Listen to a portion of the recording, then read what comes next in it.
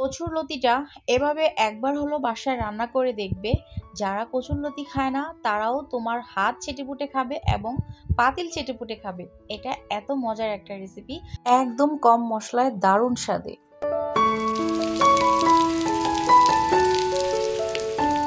আসসালামু আলাইকুম, সবাই কেমন আছেন? আশা করি ভালো আছেন। আলহামদুলিল্লাহ, আমিও ভালো আছি।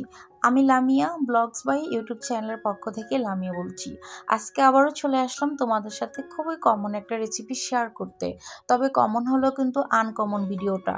রান্নার ধরন কিন্তু সবার এক এক রকম নয়, রান্নার ধরন কিন্তু সবার আলাদা আলাদা, তাই এটাকে আনকমনই বলা যায়। আজকে আমি যেভাবে দেখিয়েছি এভাবে রান্না করলে কচুরলতিটা দারুণ টেস্টি হয়, একদম ঘরোয়া মশলায় কম উপকরণে।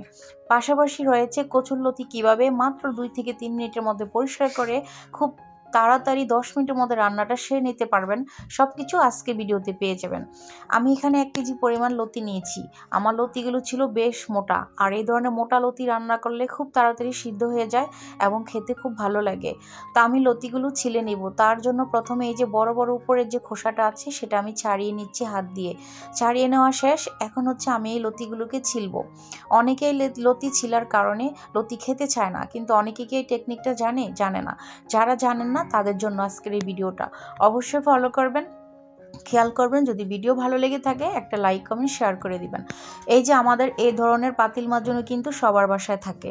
এমন একটা পাতিল মাজনি নিয়ে লতিটাকে উপর থেকে এভাবে নিচ পর্যন্ত টান দিলে খুব সুন্দর মতো লতির যে আঁশগুলো আছে সেগুলো বেরিয়ে আসবে। দেখুন, আমি আপনাদেরকে দেখাচ্ছি কত সুন্দর করে চলে আসছে। আমার 5 মিনিটও সময় লাগেনি সবগুলো লতি পরিষ্কার করতে, মাত্র 4 মিনিট সময় লেগেছে। তো আমি একটা লতি সুন্দর করে পরিষ্কার করে নিয়েছি। দেখেছেন তো আমি কিভাবে করেছি। তো এইভাবে চিকন লতি হোক আর মোটা লতি হোক, সব লতি ইজিভাবে এটা দিয়ে পরিষ্কার করা যাবে। তো আমি এভাবে করে সবগুলো লতি পরিষ্কার করে নিচ্ছি, দেখুন। তো আর কিন্তু যারা লতি খেতে পছন্দ করো বাট এভাবে ছিলার কারণে খেতে চাও না, তাদের জন্য কিন্তু আর কোনো ঝামেলা নাই। আর লতি এমন একটা তরকারি, এটা ইলিশ মাছ দিয়ে, শুটকি দিয়ে, যে কোনো মাছ দিয়ে অনেক বেশি ভালো লাগে। লতিটা কার কার পছন্দ অবশ্যই আমাকে কমেন্ট করে জানাবে। এই লতি, তারপরে ছড়া কচু, এগুলো কিন্তু আমার খুব পছন্দ। আর এগুলোর মধ্যে প্রচুর পরিমাণে আয়রন, ভিটামিন, ক্যালসিয়াম আছে এই কচু, তারপরে লতি, ছড়া এই ধরনের তরকারিগুলোতে। তা আমি এভাবে করে সবগুলো লতি আমি পরিষ্কার করে নিচ্ছি। দেখছেন কতটা সহজ। আসলে প্রযুক্তির সাথে সাথে মানুষের বুদ্ধিও একটু উন্নতি হচ্ছে।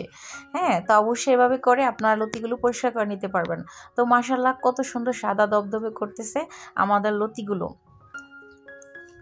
তো আমি সবগুলো লতি ছিলে নিয়েছি। এখন আমি এগুলো আমার সাইজ মতো কেটে নিচ্ছি। আমি আজকে বড় সাইজের রুই মাছ দিয়ে লতিটাকে রান্না করব। কারণ হচ্ছে ইলিশ মাছ দিয়ে রান্না করতাম, আমার বাচ্চাদেরকে দিতে পারবো না। তার জন্য ইলিশ মাছের মধ্যে প্রচুর পরিমাণে কাঁটা থাকে, আমার ইলিশ মাছটা একটু ছোট টাইপের, তাই আমি রুই মাছ নিয়েছি যেন ওদেরকেও খাওয়াতে পারি। আর লতি তরকারিটা একটু পিছলা পিছলা হয়, তো আমার বাচ্চাদের পিছলা পিছলা টাইপের তরকারিটা খুব পছন্দ, যেমন কচু, ছড়া, লতি এ ধরনের তরকারিটা। তা আমি খাইয়ে দিলে খাবে, নিজের থেকে খাবে না। তাই আমি চিন্তা করলাম ওদেরকে খাওয়াতে হলে তো আমাকে ইলিশ মাছ দিয়ে নয়, আমার হচ্ছে রুই মাছ দিয়ে রান্না করতে হবে, কারণ ওরা মাছ খেতে চাইবে। ইলিশ মাছে কাঁটা, আমার অত ধৈর্য নেই বসে বসে খাওয়াবো। ফাইনালি আমার লতিটা কাটা হয়ে গেছে মাশাআল্লাহ। সাথে আমি একটা আলু দিব, তাই আমি আলুটাও এখন আমি সাইজ করে কেটে নিচ্ছি। তা আমি বড় সাইজের একটা আলু দিব লতিটার সাথে। তোমরা অবশ্যই আমি যেভাবে দেখিয়েছি এভাবে একবার হলো বাসায় ট্রাই করবে, দারুণ লাগে, অনেক মজার একটা রেসিপি। আমি তো গরম ভাত দিয়ে খেয়েছি, দারুণ লেগেছে। আর যে কোনো তরকারি গরম ভাতের সাথে খেলে কিন্তু এমনিতে অনেক বেশি ভালো লাগে। তো আমার এই রান্নাটা ছিল আজকে দুপুরের রান্না, তাই ভিডিওটাও ছিল আজকে তোমাদের সাথে শেয়ার করে দিলাম। বন্ধুরা, তোমাদের কাছে রিকোয়েস্ট, আমার ভিডিওতে 30 থেকে 40টার বেশি লাইক হয় না, প্লিজ সবাই একটু লাইক করে দিও। ভিউ যাই হয় বাট লাইক হয় না। একটা লাইকের দাম কিন্তু অনেক বেশি না। যে কষ্ট করে ভিডিওটা বানাচ্ছি এর থেকে কিন্তু লাইকের মূল্যটা বেশি না। সবার কাছে অনুরোধ থাকবে ভিডিওতে লাইক দেওয়ার, অ্যাড সহ ভিডিওটা ফুল ওয়াচ করার সবার কাছে অনুরোধ থাকবে। একটা কথা মাথায় রাখবে, তুমি যতটা মানুষকে সাপোর্ট করবে, হ্যাঁ, প্রাকৃতিকভাবে তুমি তার থেকে দ্বিগুণ বেশি সাপোর্ট পেয়ে যাবে।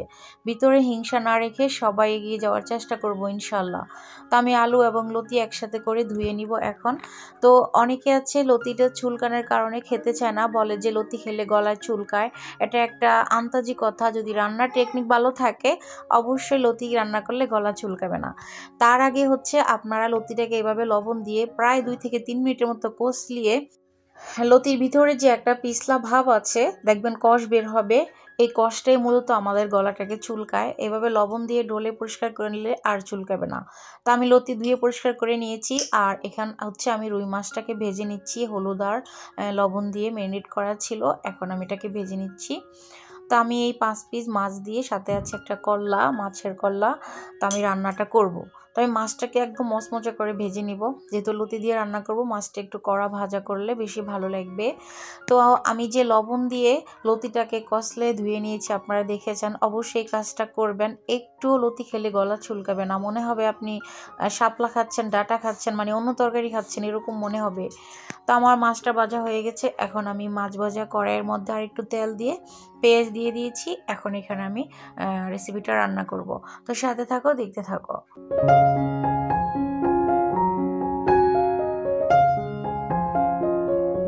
আমার পেঁয়াজটা ভাজা ভাজা হয়ে গেছে, এখন আমি আদা রসুন দিচ্ছি।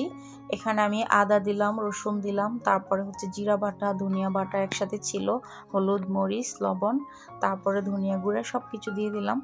একটু পানি দিয়েছি মশলা যেন পুড়ে না যায়। তো পানিটার মধ্যে মশলাটাকে আমাদেরকে ভালো করে কষাতে হবে। আর আমি রসুনটা একটু ভারী দিয়েছি। কচু, লতি, ছড়া এই ধরনের তরকারিগুলোতে একটু রসুনটা ভারী দেওয়ার চেষ্টা করবেন, এতে করে কিন্তু অনেক বেশি মজা হয়। আদা বাটাটা কম দিয়েছি, আমি রসুন বাটাটা একটু ভারী দিয়েছি, অবশ্যই একটু ভারী দেওয়ার চেষ্টা করবেন। তো আমার মশলা কষানো হয়ে গেছে, তেল উঠে গেছে। এখন হচ্ছে আমি এখানে আমার ধুয়ে রাখা লতি আর আলু ব্যবহার করলাম। এখন এই লতি আলুকে রান্না করে নিব, যতক্ষণ না লতি এখানে সিদ্ধ হবে ততক্ষণ পর্যন্ত। তা আমি এই আলু আর লতিটাকে মশলার মধ্যে প্রায় 70% সিদ্ধ করে নিব, বাকি 30% আমি মাছ আর ঝোলের সাথে রান্না করব। তো আপুরা ভাইয়েরা সাথে থাকো, দেখতে থাকো। তো দেখো কত সুন্দর কালারটা এসেছে। কথায় আছে না, দেখতে সুন্দর যাকে খেতে সুন্দর তাকে। আপনারা বাজার থেকে লতি আনলে বলবেন যে মোটা লতিটা আনতে, এটা অনেক বেশি মজা।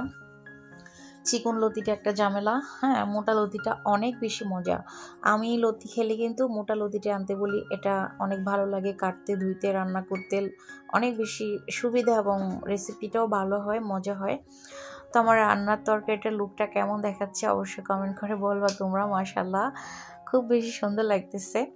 তো আসলে রান্নার ধরনটা যদি ভালো হয় আমি মনে করি আমাদের তরকারিটাও খাবার সময় মজাই হয়। তো আমি একটু পানি দিয়ে দিলাম, ঝোল দিয়ে দিলাম। এরপর যে হচ্ছে আমি একটা টমেটো ব্যবহার করলাম। টমেটো যদি বাসায় থাকে তাহলে দিবেন, না থাকলে দরকার নাই, আমার বাসায় ছিল তাই দিয়েছি। আর এখন আমি মাছগুলো দিয়ে দিচ্ছি। তা আমি সব কিছু দেওয়া শেষ, এখন হচ্ছে আমি এটাকে ঢাকনা দিয়ে রান্না করে নিব। আমি কিন্তু মাখা মাখা ঝোল রেখে রান্নাটা করব, বেশি ঝোল রাখবো না, জাস্ট একটু ঝোল থাকবে। তো ফাইনালি আমার রান্নাটা কিন্তু হয়ে গেছে। আমি অফ ক্যামেরায় ধনিয়া পাতা, কাঁচামরিচ দিয়েছিলাম। তো রান্না কেমন হয়েছে অবশ্যই তোমরা কমেন্ট করে জানাবে। আজকের মতো বিদায় নিয়ে নিব। সবাই ভালো থাকবে, সুস্থ থাকবে, আমার জন্য দোয়া করবে। আল্লাহ হাফেজ, আসসালামু আলাইকুম।